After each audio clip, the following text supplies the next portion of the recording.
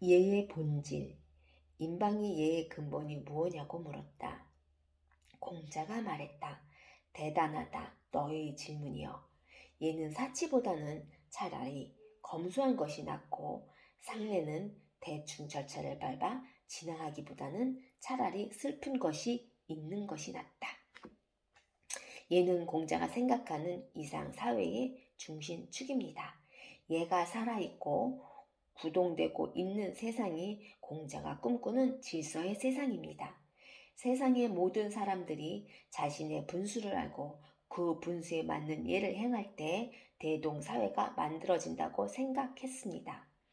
부모는 자식에게 자의 예를 행하고 자식은 부모에게 효의 예를 향하고 삶의 모든 과정이 예에 부합할 때 세상은 비로소 바로 서게 된다고 공자는 보았습니다.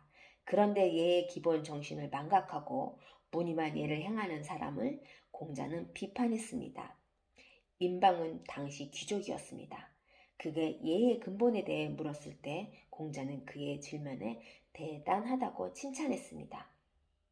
귀족이 그런 질문을 한 것은 공자는 높이 평가한 것입니다. 공자는 예는 사치스럽게 꾸미는 것보다는 검소한 것이 더욱 낫다고, 상례를 치를 때는 대충 간략하게 치르는 것보다는 차라리 슬픔에 젖어 망자를 추모하는 것이 더욱 낫다고 대답합니다. 공자는 예의 근본에서 꾸밈이나 절차보다는 검소하더라도 예의 본질을 잃지 않는 것이 더욱 중요하다고 생각했습니다. 상갓집의 절차에 따라 마음에도 없는 상례 차례를 대충 치르려면 차라리 아무 절차 없이 망자의 슬픔에 슬퍼하는 것이 더욱 예의 본질에 가까운 것입니다. 우리는 관혼상제에 의례를 행할 때는 절차와 원칙을 따릅니다.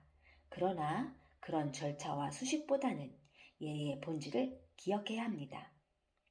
혼례는 사랑의 의례이며 상례와 제례는 슬픔과 추모의 의례입니다. 비록 물 한 그릇을 떠놓고 혼례를 치르더라도 사랑과 축복이 가득 차 넘친다면 훌륭한 혼례입니다. 비록 큰 장례식이 아니더라도 죽음을 진정 슬퍼하고 애도하는 사람들이 모였다면 그것이 가장 아름다운 장례를 치르는 곳입니다. 비록 차린 것은 없어도 추모하는 후손들의 정성과 사랑이 가득한 세상이라면 가장 아름다운 제사입니다. 돈이 많이 쓰이고 절차가 복잡하다고 해서 예를 갖춘다고 할 수 없습니다. 공자가 말하는 예는 제사장을 어떻게 차르고 절을 몇 번 하는 예가 아니라 아름다운 인간관계를 이어주는 진심과 공감이 가득한 형식입니다. 마음 없는 인사와 진심 없는 형식은 무례한 것입니다. 예의 근본을 생각하고 고민하는 것이 진정한 예를 제대로 행하는 첫걸음입니다. 예는 사치스럽기보다는 검소한 것이 더욱 낫다.